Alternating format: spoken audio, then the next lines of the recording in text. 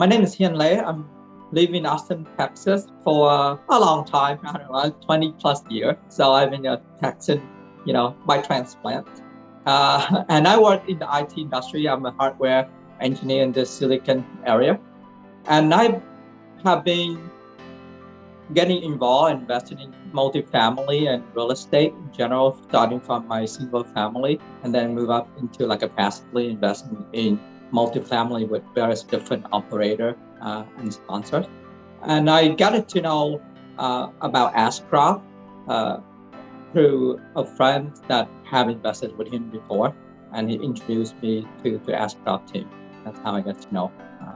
And I have been invested with Ashcroft since 2020 in two separate individual assets. One in Woodland Key in Florida, and one, I think Vista 121 in Louisville, Texas. And then after that, I think Ashcroft changed his philosophy. Instead of offer the individual assets as investor, he put everything together into a fund for diversification and more predictability. So I invested in the first multifamily fund that introduced in 2021 Ashcroft as well. I have been gone on this quest of trying to achieve my freedom, financial freedom for a number of years. And I got a multi-pillar, a multi-pronged approach to this quest that I'm trying to achieve. And multifamily, I done a lot of education resource and research on multifamily real estate in general. And I found that, given my personal situation, that I'm the full-time worker, and I don't have the time to put in as an active role. And multifamily provide this the investment vehicle that diversify me from the stock market and provide that stability. And for example, 1 year, if I need to draw out from my stock market and it go down by 20%, then I would rather want to have an option to not dip into that pool and pull, have another source of income that hopefully will be have an up cycle from the stock market cycle, and more stability than more stable and more predictable than the stock market. And multifamily, at really a passive investor, is that it give me that predictability, and I know the core value and the fundamental of why multifamily is really needed, and it will continue to be a strong vehicle going forward, because it provides this indispensable value to the society, right? Everyone have to have a place to live in, and a real tangible asset that I actually can see. So that's the reason why I choose multifamily as a part of my investment strategy.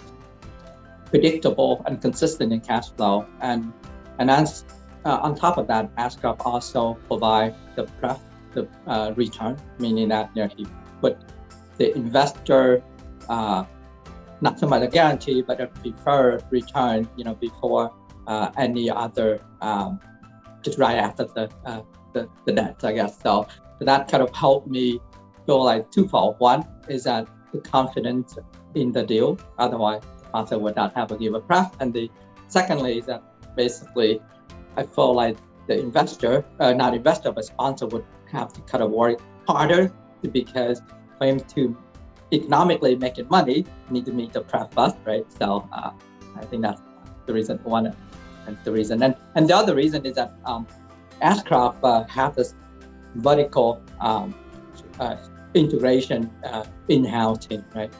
So I think it gives that economy of scale and able to, I guess, manage the cost, and especially the supply chain during this pandemic and supply chain crunch that's showing how Ashcroft have been able to manage the renovation during this supply crunch, because that economy of scale and in-house team. One thing that I was really, before I invest in fund, I think I have a doubt in it, because for me, when I first heard about the fund, it's like, okay, why do I want to invest into multifamily fund? Why why should I just invest in real stuff? It's just another fund, right? So that kind of, when I first hear about Ashcraft migrated to the fund structure, I wasn't excited about it because, hey, I kind of feel comfortable with assessing the individual deal and make a decision whenever I feel comfortable, and based on location and whatever the objective that I have. But now it's become a fund, so some of that control, I feel like I lose some of that control. But then I went through the presentation with Joe's and Frank. He explained the reasoning behind it. Hey, why you do a fund instead of provide the individual assets as investment, and it make me feel comfortable based on your reasoning and where your thought process behind creating a fund. I got really good impression with Ashcraft, and one of the most important for me is capital preservation when my investment and a consistent performance over time. And the third pillar of that is the communications and the accessibility to the team, as well as it's important to me to feel like the sponsor have structures so that he be able to scale with the growth of the company over a long time. Right? So Ashcraft have checked all those boxes for me. For example, from perspective of predictability and consistent performance, even during COVID, which I mentioned that I started invest with Ashcraft in 2020. So that basically right smash at the beginning of the pandemic start, and throughout the pandemic, on those deals that I have with Ashcraft, I mean consistently return the cash flow that was projected during performance at the beginning of the deal. So that's the consistency part of Ashcraft team. And the other things about capital preservation and how the investor interest in mind is that I remember one of the deal, I forgot the asset name, but during basically Ashcraft provide that deal to the investor right before the pandemic hit, and then of course when the pandemic hit, on that assumption and the contract based on pre-pandemic value change, right? On that assumption change, and Ashcraft actually did try to negotiate and to reflect the new reality of the economy, and that negotiation didn't come through. So Ashcraft team actually, sometimes say, hey, it no longer meet our investment objective, and it's not, he not feel comfortable to go forward that deal, and then he actually canceled that deal. So for me, that's a testament to the fact that, hey, Ashcraft can have the investor value in mind, and not willing to pull the plug when it's no longer meets its parameters. I think that's important. As far as the logistic thing, it's very simple and straightforward. I got on the website, fill out the form, and boom, the response come back very fast. And also, the other thing that I like about it is that, for me as the passive investor, the liquidity sometimes, requires some flexibility. Right? Sometimes the fund a little bit later than, by legally, once you sign a paperwork, you have to fund the deal within X number of days. I think 7 days or something. I forgot. But when I try to fund the deal, my fund situation did not really fall into that timeline, and I email the person and say, hey, can you give me some flexibility, give me an extra week or so, and that flexibility was provided. So for me, I feel that flexibility and understanding has helped. It helped the passive investor. First is that confidence in the team. I think that to me the most important thing, and then the predictability in Ashcraft team and its ability to weather the storm, especially through pandemic, have proved to the investor, or to myself personally at least, that you can operate through the hard time, not only during the good time. Right?